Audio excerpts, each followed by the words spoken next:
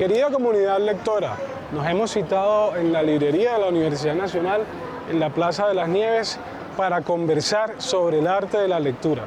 Un capítulo pensado justamente en ustedes, lectores y lectoras de todo el país, para hablar sobre cómo crear clubes de literatura, cómo acercarnos a los libros de otra manera y cómo dejarnos llevar por la pasión lectora.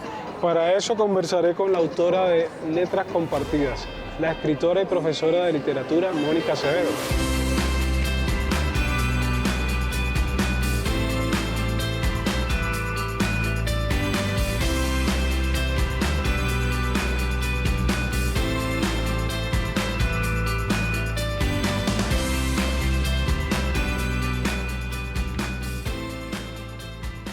¿Cómo estás, Mónica? Bienvenida a Señal Literaria. Muchas gracias, Eric. Muy contenta de estar acá, muy emocionada con esta conversación.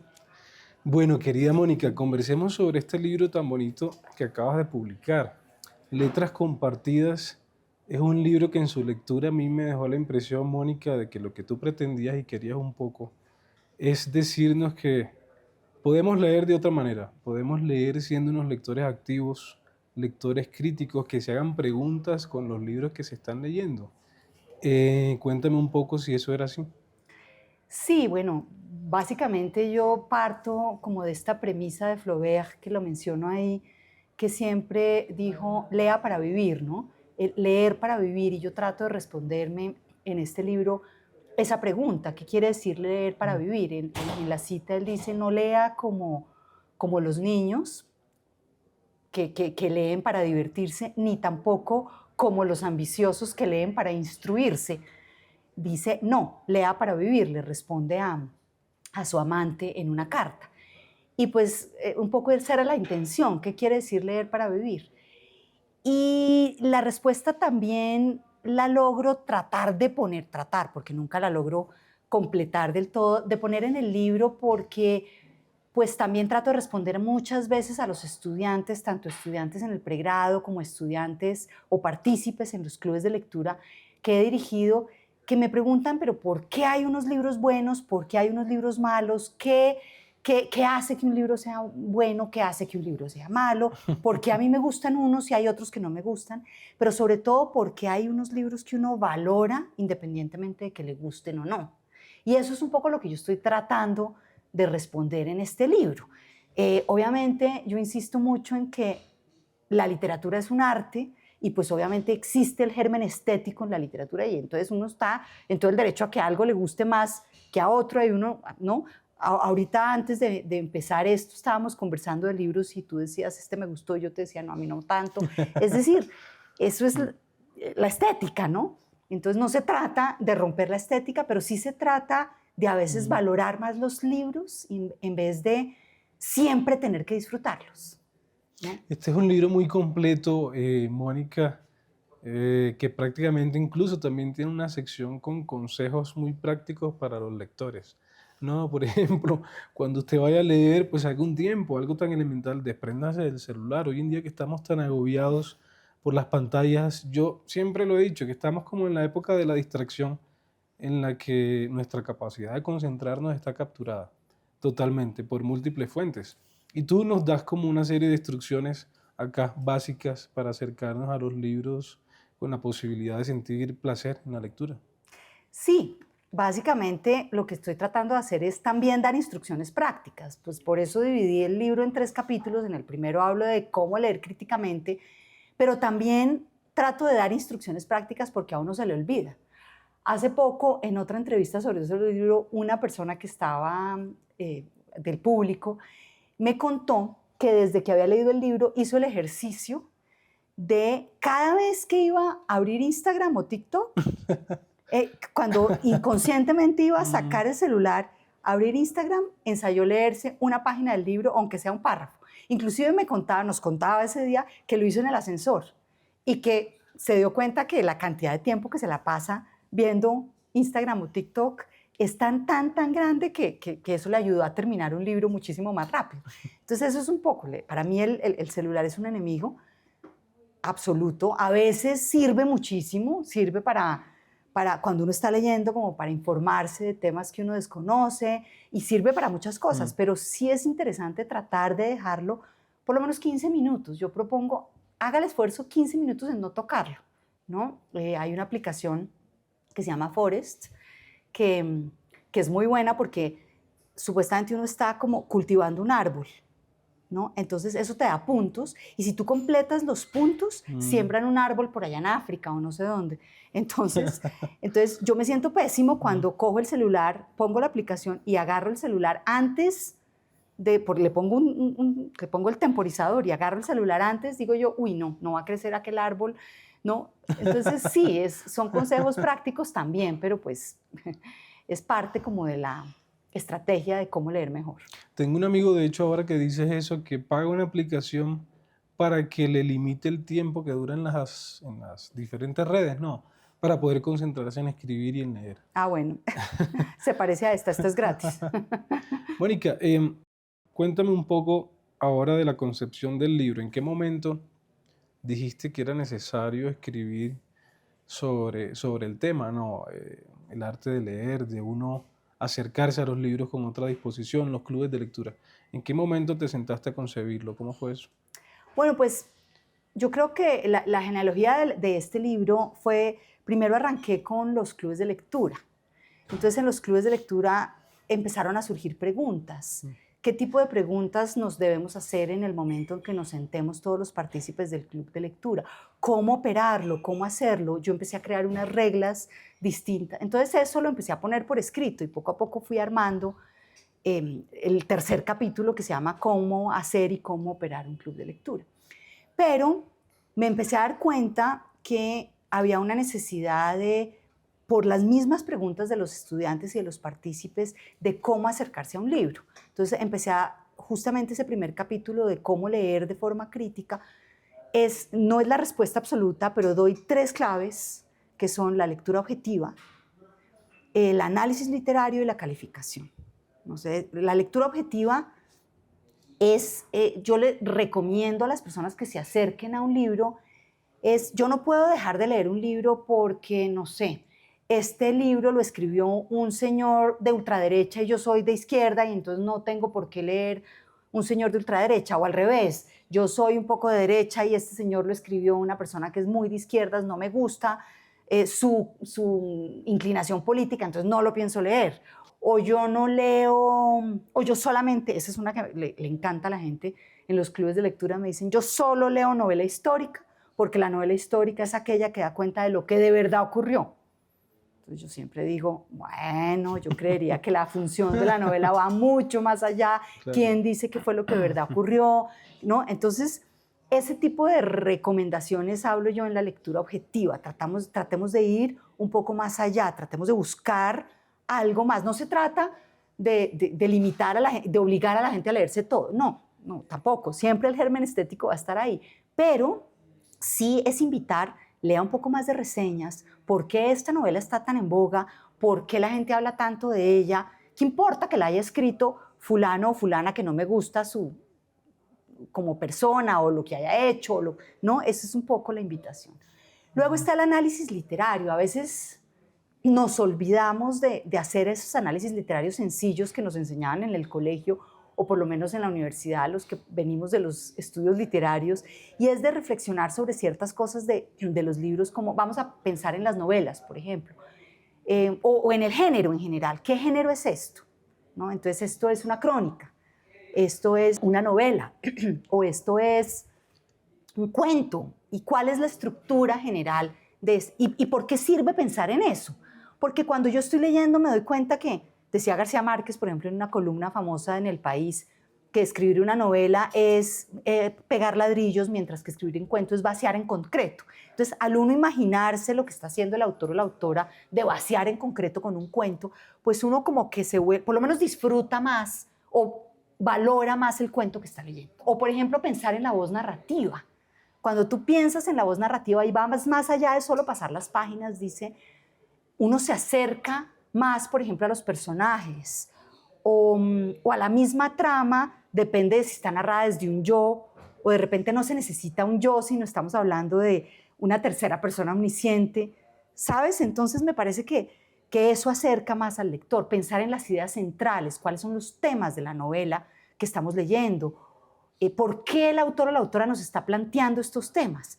Eso hace que uno disfrute más de la lectura, Totalmente. ¿no? Los Totalmente. símbolos, ese tipo de cosas. Sí, sí, sí, ser lectores más activos, interrogar al texto. Que nos desafíe un poco Sí. el texto. Preguntarse incluso por la primera persona, la segunda persona. El título, ¿por qué la llaman así? La traducción. La traducción, Esas son las recomendaciones que yo digo, mire, vayan más allá y de repente van a ampliar su corpus de lectura. No solamente es disfrutar, porque pues, a veces hay libros que vale la pena hacer el esfuerzo. Y lo último que yo recomiendo en ese capítulo es la calificación, ¿no?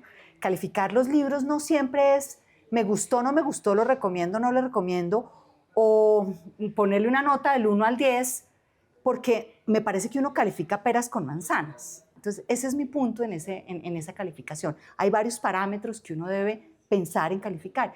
Y ese análisis literario no tiene que ser complejo. Puede ser un análisis literario muy sencillo. Sencillo. Que uno lo haga casi que verbalmente cuando Claro. está leyendo o cuando lo termina, ¿no? Entonces, ese es, y el segundo capítulo, pues, tiene también que ver con la lectura, que es el de qué leer. ¿Qué leer? Bueno, ahorita que estabas comentando lo del prejuicio de algunos lectores, ya sea por la posición política del autor o algo, recordé el caso de García Márquez y lo que está pasando con él en Estados Unidos en este momento. Está prácticamente vetado en algunas escuelas en zonas de la Florida, al sur de Estados Unidos, y es muy paradójico que en estos tiempos, Mónica, exista todavía el lector que diga, yo no leo a García Márquez porque fue amigo de Fidel Castro, no leo a García Márquez porque era un comunista, ¿cierto? Lo tengo de ejemplo y digo, pobrecito, el lector o la lectora que me dijo eso, pues qué pesar. No me importa qué haya hecho García Márquez, pero lo que sí va a pasar es que se va a perder un libro buenísimo. Entonces, pues sí, yo entiendo que hay veces las posiciones políticas son importantes. Me pasó hace poco en una librería que está especializada en literatura de mujeres, que es muy bonita, que estábamos presentando algo de Jane Austen y una persona del público dijo que era el colmo que en una librería de mujeres tuvieran a los cuentos de Alice Munro, por lo que ella se vio involucrada en un escándalo, bueno, de abuso del ex esposo, qué sé yo. Y pues yo dije, porque son buenísimos, porque es que los cuentos son maravillosos. Claro. Entonces, pues, tan sencillo como eso. Claro. Está el ejemplo de Lolita. Sí, Nabokov.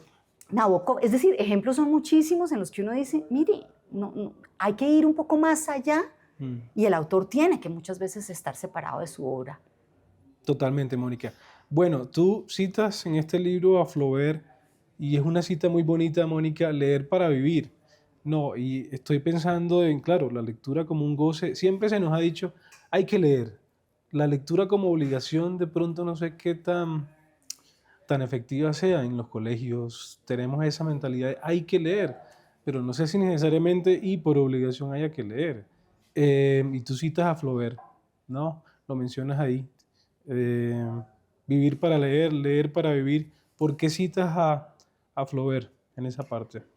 Bueno, porque yo creo que Flaubert lo que plantea es precisamente ir más allá del disfrute, es llegar a valorar. Y ese es el tema. A veces, a mí se me va la mano a veces en valorar los libros, a veces busco cosas, voy muy delgadito porque pienso que la labor de escribir es muy dura. Entonces sí, yo creo que hay que tratar de valorar los libros. Ahora, tú mezclas ahí dos temas que me parecen muy interesantes porque el de la educación, el de cómo enseñar a los niños a leer, pues sí tiene que ver con el placer, pero a mí sí me parece que los niños de alguna manera también tienen que tratar de valorar los libros y buscar otras cosas que no sea la obligación. Entonces a veces les metemos unos libros muy complejos a los niños o no muy complejos, pero se los metemos de una forma que de repente no están preparados y a veces nos alejamos del placer. Y en el placer también empieza la necesidad. Entonces hay que ir, bueno, es culantro, pero no tanto, hay que tratar de establecer ese punto medio. Con los niños es diferente. Yo he experimentado una cosa muy linda con los niños, con mi novela En el enigma del amuleto, que ha sido una novela pues, que se ha venido reeditando durante varios años y es lo que sienten los lectores. Tuve una reunión muy bonita con varios niños hace poco en Puente Nacional que me hablaban, una niña se paró y me dijo, es que a mí no me gustó el final del libro, pero lo disfruté muchísimo. Todo el libro, todo el tiempo leí feliz, pero estoy furiosa contigo por haber escrito ese final, me regañó, en fin. Pero fue una conversación muy linda porque me dijo, desde que leí tu libro, ahora sí me dan ganas de leer un poco más, porque encontró de pronto la semilla de que no siempre es duro, no siempre es ardua la tarea de leer. Ajá. A veces sí se disfruta. Claro. ¿No? Entonces, entre valorar y disfrutar es que hay que lograr ese equilibrio. Bueno, Mónica, hagamos una pausa de este libro y conversemos sobre tu faceta de narradora, porque tú también eres novelista, ¿cierto? Conversemos sobre tu novela más reciente. Cuéntanos un poco de qué va, de qué trata. Mi novela anterior Sí, es Verdades a anterior. Medias. Verdades a Medias. Verdades a Medias. Sí, ahorita estoy trabajando sobre otra, pero esta Verdades a Medias es una novela de novelas. Es una novela en la cual un escritor, que es un escritor neoyorquino, está casado con una editora. De repente están de viaje en Moscú en el 2016 y él encuentra o ve pasar a una exnovia colombiana que era bailarina, que no la ve desde hace 10 años. Esta exnovia, él había tenido una relación muy intensa con ella y de repente desaparece. Y entonces empiezan a tener una serie de encuentros, se vuelven a ver y tienen 6 encuentros que van a ser casi que la novela marco, por eso digo que es una novela de novelas. Él, claro, esos 6 encuentros, la esposa le dice, la editora le dice, bueno, ajá, ¿y esta mujer qué? ¿O qué? Cuéntame un poco quién es. Y él, en su afán de contarle quién es, decide hacerle una carta, que es precisamente esta novela marco, que le habla de los 7 encuentros que han tenido Tobías y Camila, y de las otras que están insertas, lo que él hace es pegar fragmentos de las novelas que él ya ha escrito y publicado, para precisamente contarle toda la historia. Y esas novelas que él ya ha escrito y publicado bajo seudónimo, pues tienen mucho que ver con la vida de Camila, con la vida de la familia de Camila, con la vida de él mismo como persona, con su papá, con su mamá, pero él ha escrito bajo seudónimo porque le da como temor que lo descubran. Entonces sí, es un juego metaliterario. Sí, totalmente. Sí, es una especie de novela de amor Varias también. historias dentro de una historia, ¿cierto? Exactamente. Bueno, querida Mónica, estamos en esta librería tan bonita de la Universidad Nacional en su sede Las Nieves, que está llena de rincones literarios en realidad. Yo te invito a que sigamos nuestra conversación en otro rincón de esta librería. Buenísimo, muy linda esta librería, muy especial. Vamos.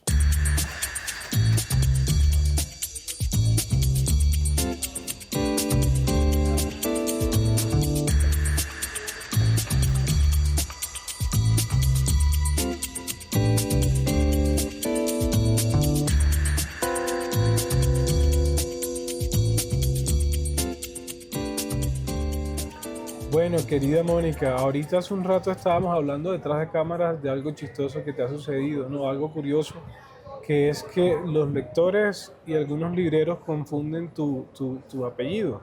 El Acevedo en realidad no es con V, sino con B, y me imagino que eso puede ser un poco complejo para ti, ¿no? Claro. Sí, yo no sé de quién es la culpa, si de algún antepasado con mala ortografía o simplemente que ese era su apellido y soy con B larga.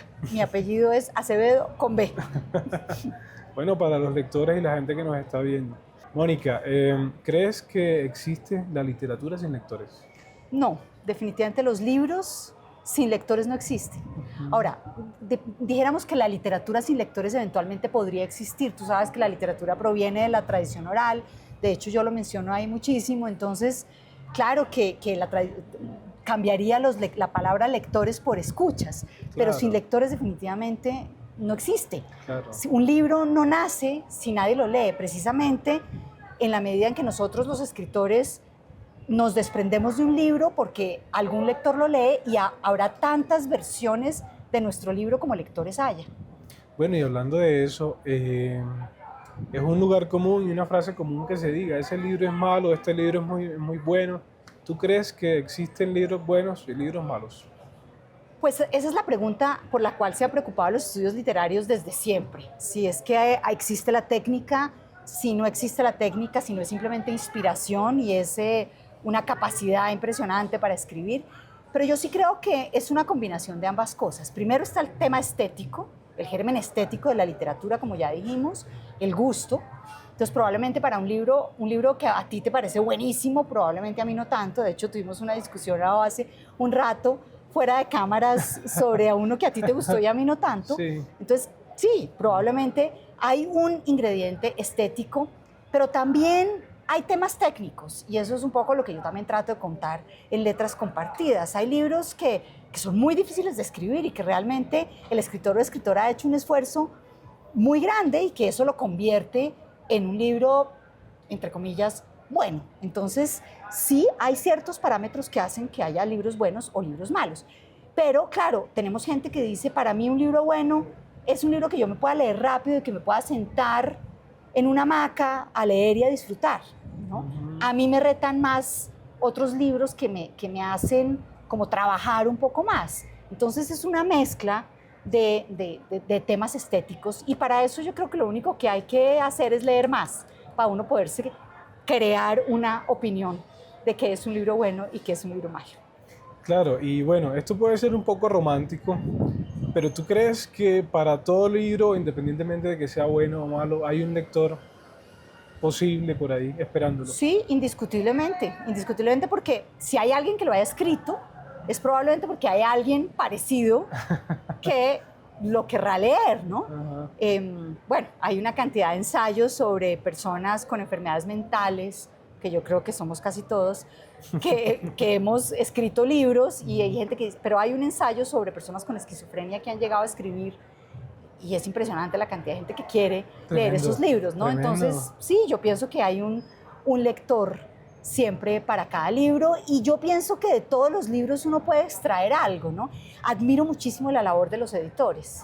Yo creo que los editores saben perfectamente, primero, que tiene mercado, y pues porque eso también es importante probablemente para un editor, pero también que puede de repente convertirse en referente y que puede traspasar las barreras del tiempo, ¿no? Y que puede permanecer. Claro, que puede permanecer en el tiempo, sí.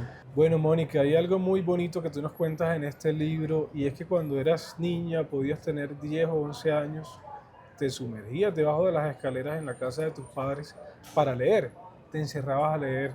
Y algo que quería preguntarte es por tu iniciación en la lectura, pero también, ¿qué le dirías a esa niña lectora de 10 o 11 años que se encerraba ahí a leer cuentos de terror de los hermanos Grimm y otros autores? Bueno, está muy interesante tu pregunta. ¿Qué le diría yo a esa lectora? Pues que lo logré mantener esa pasión por la lectura. Yo sí, empecé con esos cuentos porque mi papá se llamaba Christian, y una tía mía me regaló los cuentos de Hans Christian Andersen porque se llamaba igual que mi papá. Y era un tomo lindísimo, blanco, grande, pero esos cuentos, hay unos que son muy miedosos. Entonces me acuerdo sentir miedo, pero con todo eso necesitaba saber, ese morbo de necesitar saber lo que va a pasar, así sean cuentos pues raros y de miedo, ¿no? Y esos cuentos sí me enseñaron a leer. Después pues ya empecé a leer cosas distintas y cosas que me ponían más en el colegio, que a veces eran aburridas y iban en contra de eso que hablábamos hace un poco, de ese placer y disfrute, pero que pues poco a poco me enseñaron a valorar independientemente del disfrute y del placer. Bueno, Mónica, y tú eres además una creadora, promotora de clubes de lectura, diriges varios clubes de lectura en la Universidad de los Andes, de hecho también. ¿Por qué puede ser importante que un lector o lectora ingrese en un club de estos, de lectura? Pues mira, por ejemplo, el de la Universidad de los Andes es un club muy interesante que arrancamos en el 2019. Llevamos muchos años, hemos leído de todo. Es un club que es abierto porque lo organiza Educación Continua, entonces es un club abierto a cualquier persona. Obviamente tenemos también estudiantes de la universidad. Hemos leído sobre todo los clásicos, ¿no? Yo los invito siempre a participar en clubes de lectura porque precisamente lo que hablamos ahorita, cada libro tiene diferentes interpretaciones dependiendo del lector. Entonces probablemente cuando llega la gente a compartir cómo sintió su lectura, pues de pronto se le abre a uno el horizonte y dice, ay, a mí me pareció aburridísimo y no me gustó, me pareció malo, pero de pronto lo que dice esta persona me abre un poco las expectativas. Y pues tenemos personas, pues yo lo dirijo, y tenemos invitados a veces e invitadas que son profesores y profesoras del Departamento de Literatura que conocen ciertos aspectos que de pronto otras personas desconocen y eso hace que uno disfrute más de la lectura. Muchas veces nos dicen, ay, si yo hubiera sabido eso, tal vez voy a volvérmelo a leer, ¿no? Nos pasó hace poco con un libro que fue muy interesante porque todo el mundo dijo, ah, no, es que toca volver a empezar, ahora me lo voy a leer, ¿no? La Casa Grande, Álvaro Cepeda Zamudio, después salieron de la sesión, de la primera sesión y dijeron, no, voy a volver a empezar. Y lo disfrutaron muchísimo, ¿no? Entonces, sí, yo creo que yo invito a la gente a que participe en clubes de lectura porque además es un espacio rico, tomarse una copa de vino, conversar sobre el libro, un café, llegar a una librería y hablar sobre libros es muy entretenido. Tremendo, magnífico. Vivir las otras vidas que es posible sumergirse en ellas únicamente con el placer de la lectura, ¿no? De la literatura, vivir otras vidas. Claro, es que la literatura, la función de la novela, en general de la literatura, va mucho más allá de lo que dicen las letras, sino simplemente es traspasar fronteras, vivir vidas diferentes, conocer mundos anteriores, ¿no? Precisamente, no sé, en la primera frase yo lo menciono, eso es la literatura, ¿no? Es el reflejo de la vida. Mónica Acevedo, gracias por estar en Señal Literaria. Muchas gracias por invitarme. Para cerrar, Mónica, yo te invito a que leas un fragmento de tu libro, el que quieras. Bueno, pues yo creo que lo más fácil es la primera frase. La literatura es una expresión de arte, una de las tantas formas de dibujar el mundo y la sociedad, la fuente de conocimiento por excelencia, una intermediaria entre el ser humano y su propia realidad, mensajera de la historia y la cultura, transmisora de las creencias, los sistemas políticos y económicos, arquitecta de la memoria, portadora del baluarte de la identidad de las naciones y los individuos y espejo de las pasiones humanas.